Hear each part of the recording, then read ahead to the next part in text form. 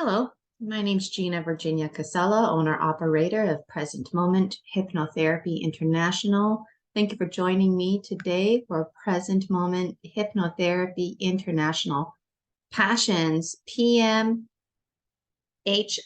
Passions, where I share ghost stories and cool things about rules of the mind.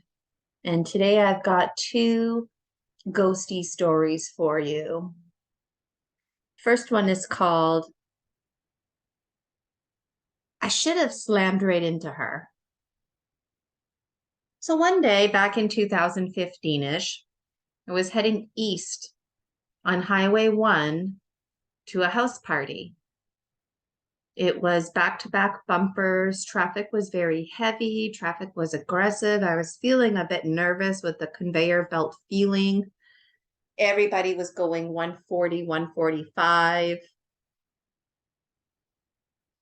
It was dangerous. And that's when it happened. All of a sudden, everyone started braking. All I saw was a bunch of red flashing. And I thought, oh my God, we're all going to be in this big car pile up. Everybody was way too close to each other. And the car in front of me all of a sudden seemed to slam on the brakes. And I thought, shit, I'm going to slam right into this car. And of course, this all happens in a 1 second flash of a moment. So I noticed there was a woman who was clearly not well crossing the highway. Very la-di-da, dum-de-dum crossing the highway. And she literally, her legs stepped right over the cement barrier. And the car in front of me almost hit her. This is why everybody was braking, because on both sides of the highway, everybody was like, what the fuck? Oh my God, because this woman was crossing the highway. And unpredictable, So yeah, and then I just remember all of a sudden thinking, holy fuck, this is it. Because she literally stepped in front of my car, not just like kind of stepped in front of it, she literally like stepped right in front of my car. So if you can just imagine what it's like to be in the driver's seat, holding onto the steering wheel, looking forward, that's where she was. She wasn't kind of to the left. She was right in front of me, right where the steering wheel is. I should have slammed right into her, but I didn't. I run it through my mind. And even when it happened, I just, out of nowhere, it was like something in my peripheral vision. The sky opened, if you will, and I didn't see really anything. It was just like a wind. It just came down like a big U shape and right at the hips, pushed that woman right out of the way. Her body literally snapped in half. It was confusing because, like I said, I thought, oh my God, holy shit, I'm going to hit this woman and I'm going to slam right into her. I'm going to kill her, like coming at the speed that I'm coming. What a tragedy. But right when I thought I was gonna nail her, that's when her body snapped in half. And it was confusing because I thought, oh my God, I hit her. And that's why her body snapped in half, because the impact, but I didn't hit her. I experienced a phenomenon. We should have collided into each other. Something moved her out of the way, and I don't care what anybody says. I know what I saw. Even though I didn't see an angel or an ET, I saw that woman step in front of my car, and I saw her body snap in half at the hips, and something pushed her back. And I could tell that something pushed her back because she didn't like take a step back. She didn't lose her balance and fall back. It was intentionally boom at the waist, right at the hips, pushed her back. Just the way her body snapped. That's the only way I can really describe it. Um, I was pretty shaken up after that. I called the police. and let them know that there was a woman who was unwell walking around the highway. And it was really scary because I thought, geez, if there's a guardian angel out there that can make it a point to come out of the sky like that and push her out of the way,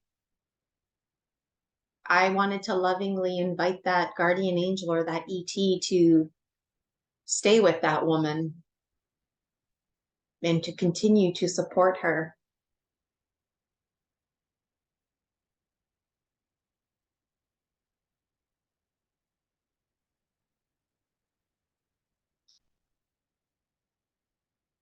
The next story I have for you is called Extra Long Fingers. So I was at the hairdresser's getting my hair done, minding my own business. This was in 2021. And of course, it was a typical regular day. It was winter, sunny, cloudy weather. And I had a bunch of foils in my hair, and the hairdresser had me go sit in a different place under this special heat fan. And I was at the back of the shop, although I was facing outside, facing the window. And I wasn't looking out the window, I was just facing in that direction. And my eyes were rested and they were down. And that's when I noticed an indigenous man. So I'm just like sitting there, and I noticed this indigenous man who immediately stood out. He totally looked like he was not from around here. This happened in Quesnel, British Columbia.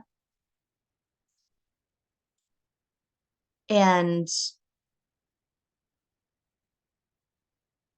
I couldn't exactly pinpoint it, but I just knew that this person didn't look like he was from here. It was actually his clothing that stood out. Like he was in the wrong time era. Like, yeah, he looked indigenous. Yes, he was wearing indigenous traditional looking clothes, but this was the kind of clothes that reflected pre-Confederation cowboy type looking clothing. He wasn't wearing a cowboy hat, but his clothes was very beautiful. It looked very high quality, beautifully beaded. The material was probably deer or moose. It was winter. Um,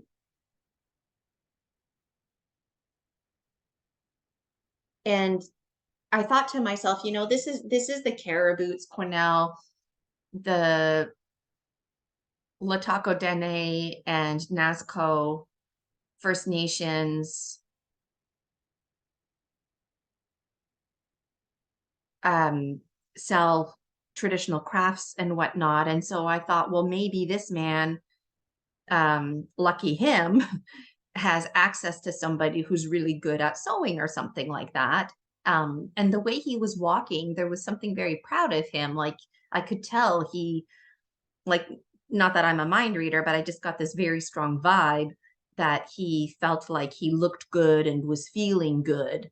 And so anyways, yeah, so there I am sitting in the chair, and this indigenous man walks by, and I'm like, whoa, that guy does not look like he's from here. And then I have all this thinking, making sense of the world around me.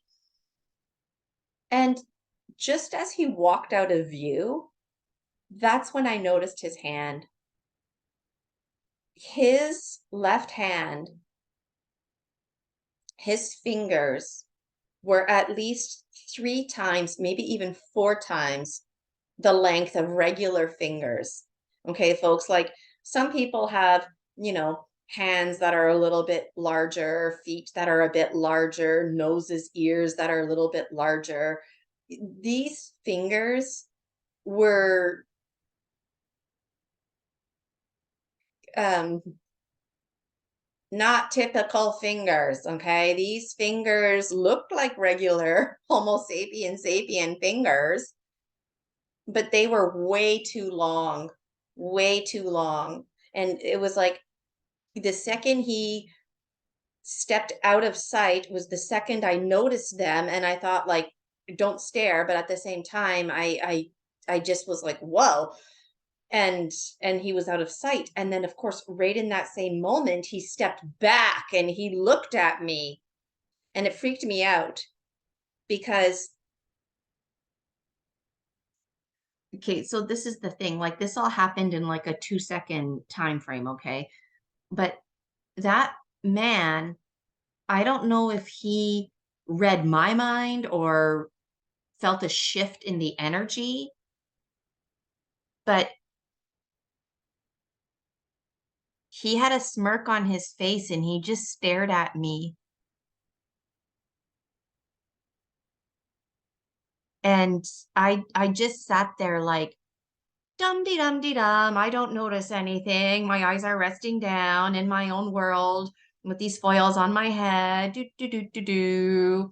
Maybe folks are walking by, maybe they're not walking by. Just really emphasizing on minding my own business because I thought if this guy is reading my mind, I don't want him to read my mind. And so I was very strongly thinking thoughts like dum de dum, minding my own business, dum de dum, just getting my foils done, dum de dum. Maybe that's why he had a smirk on his face, but I think he had a smirk on his face because it was like, "Oh shit, I just gave myself away with my big long fingers." I think this ET or angel took on the form of an indigenous man and thought he fooled everybody and fitting into the community. But someone like myself recognized immediately that, yeah, even though he looks indigenous, his clothes is not exactly the right time era. And the clothes was something that I could get past. Those long fingers, however, that's not going to fly. That is not going to fly. And it made me think, um, this is 2023 now. It made me think upon reflection.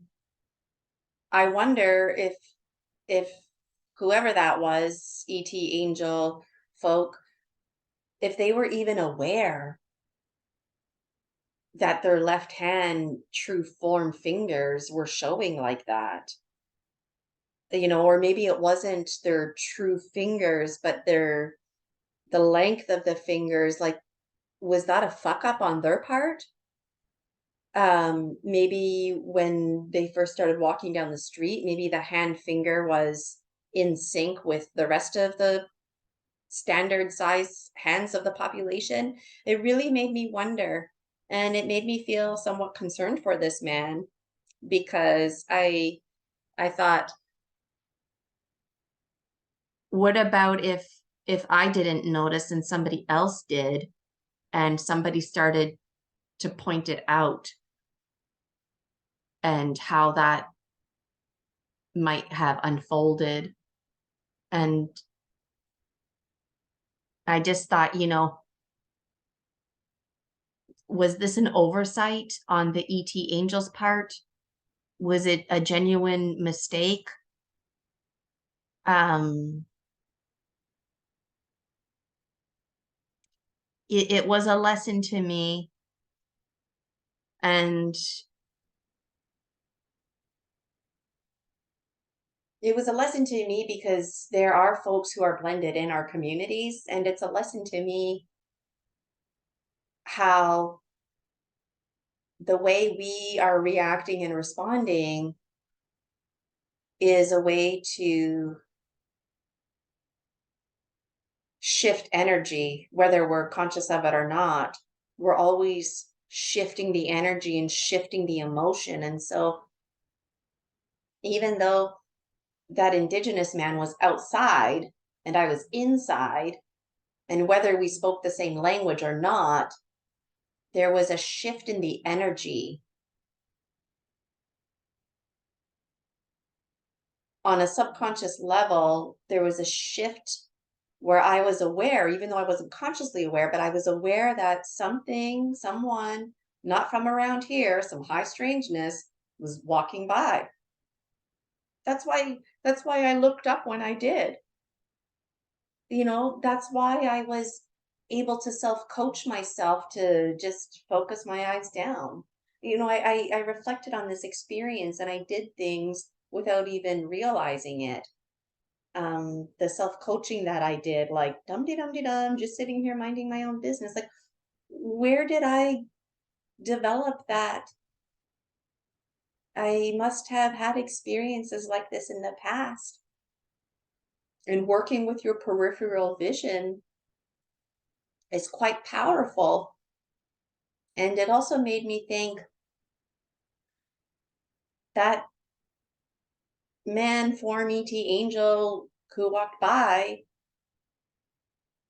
was he looking in his peripheral vision?